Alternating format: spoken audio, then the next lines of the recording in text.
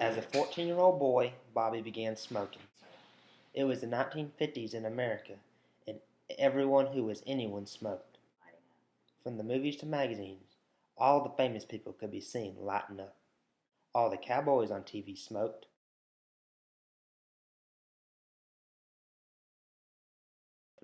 Advertising jingles for cigarette companies were both catchy and interesting. Even cartoon characters smoked.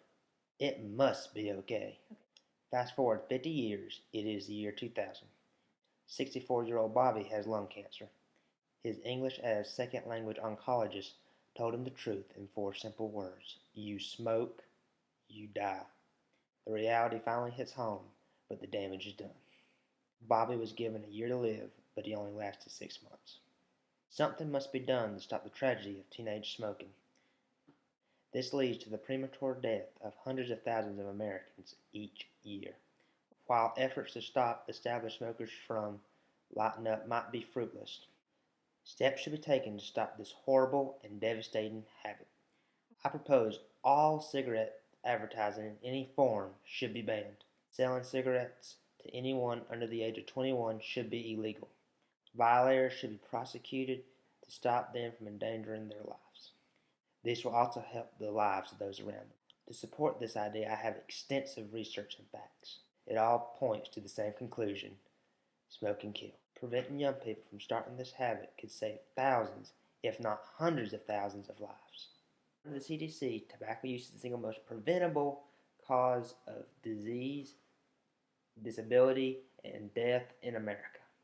Each year, an estimated 443,000 people die of smoking. Another 8.6 million people live with a disease caused by smoking. According to the British Medical Journal, smoking just one little cigarette takes 11 minutes off your life. Despite these risks, 46 million U.S. adults still smoke. Now, you may say that preventing young people from smoking will not solve the current death rate. You'd be right. However, by preventing young people from picking up the habit in the first place, we can stop this cycle of destruction. Current efforts to keep young people from starting are not working. According to the CDC, each day 3,800 people under the age of 18 smoke their first cigarette. Part of the problem is people under the age of 18 have been the target of tobacco advertising since before the turn of the 20th century. According to Time magazine, the invention of color lithography in 1870 revolutionized cigarette advertising. This helped develop cigarette brands strengthen their identity. Companies began including small cardboard cards in their products, sort of like trading cards. These cards depicted athletes, famous people, and even Native American chiefs.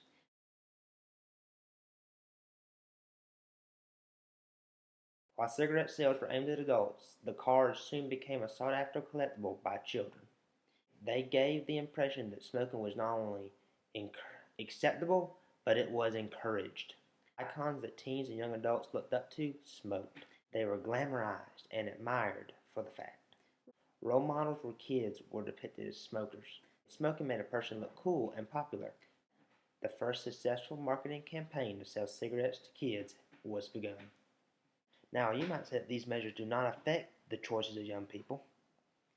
I'm here to tell you that these marketing employees absolutely change the way that a young person views smoking. According to the New York Times, most new smokers are recruited from the ranks of adolescents. Over 80% of smokers born after 1935 started smoking before they turned 21. Today, in 2013, more than 90% of those who start smoking are teenagers. Most new smokers are the group that these cigarette advertisers are targeting. Officials in the U.S. government are aware of the dangers of smoking to a person's health. However, their response to this crisis is not enough to stop the problem. Though it had helped when the U.S. Surgeon General began to require warning labels on cigarettes, advertisers simply switched their tactics to market the product to younger and younger kids. They used items such as candy cigarettes and television shows.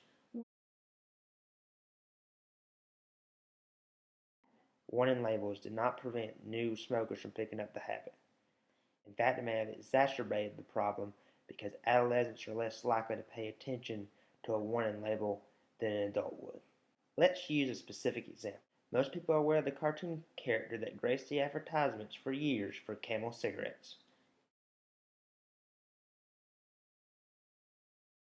Joe the Camel was introduced in 1974.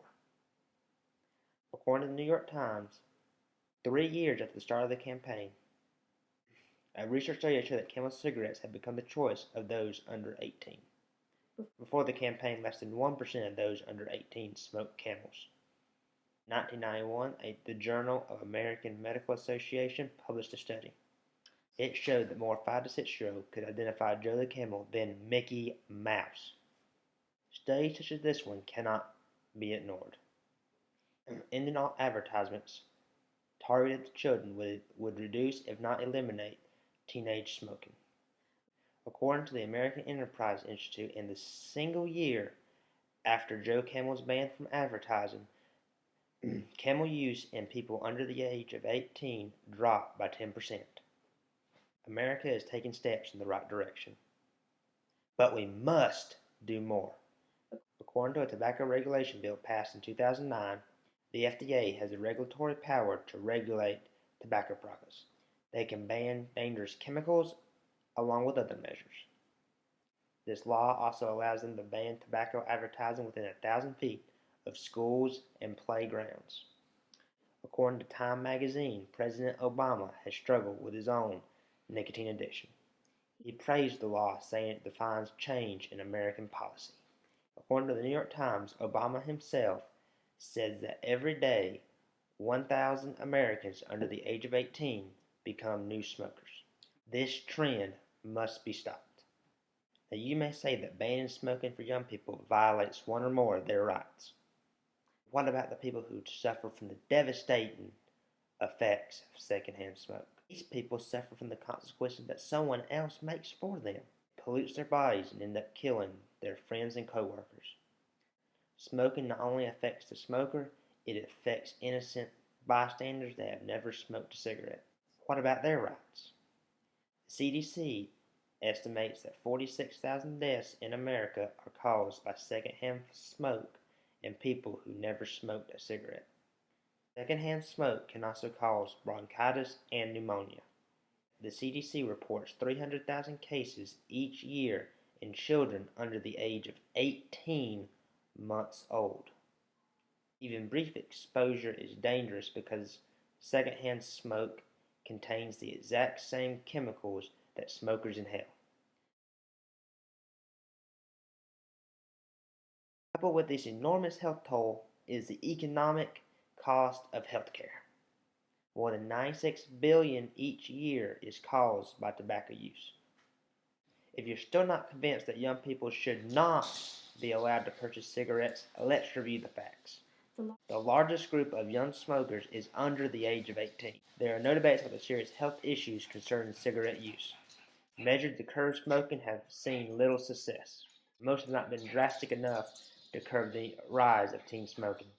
Banning advertising and raising the smoking age would prevent hundreds of thousands of needless American deaths. If we have research that shows that it can be prevented, why are we not already doing something about it? You're still not convinced? Let's go back to Bobby from the beginning of my speech. You see, Bobby was my grandfather. He died when I was 3 years old. I don't remember much about him, but I heard from other people that he was an amazing man. I would have loved to get to know him, for him to see me grow up, drive a car, and graduate. He will not be able to do any of those things. Cigarettes took that from him, and they took him from me. I am absolutely convinced we should do more to ban teen smoking. Aren't you? Thank you.